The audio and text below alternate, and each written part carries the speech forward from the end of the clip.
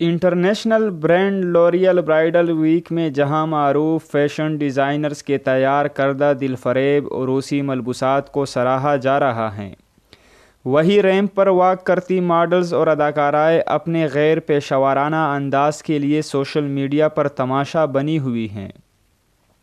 Bridal week میں ramp پر walk کرتی ایک ماڈل کا چلنے کا انداز ایسا تھا جیسے اسے زبردستی بھاری لباس پہنا کر ریمپ پر دھکا دے دیا گیا ہو اور دمکاتے ہوئے واک کرنے کا کہا گیا ہو۔ مزید آگے بڑھنے سے پہلے اگر آپ نے ہمارا چینل سبسکرائب نہیں کیا تو ضرور سبسکرائب کریں۔ پاکستانی ڈرامہ انڈسٹری کی اداکارہ سارہ خان ڈیزائنر احمد سلطان کا لباس زیب تن کر کے شو سٹاپر کے روپ میں جلوہ گر ہوئی۔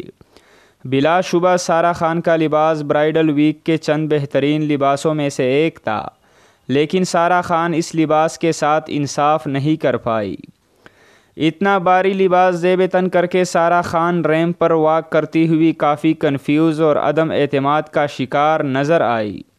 ایسا محسوس ہو رہا تھا کہ سارہ اس لباس کو سنبھال نہیں پا رہی۔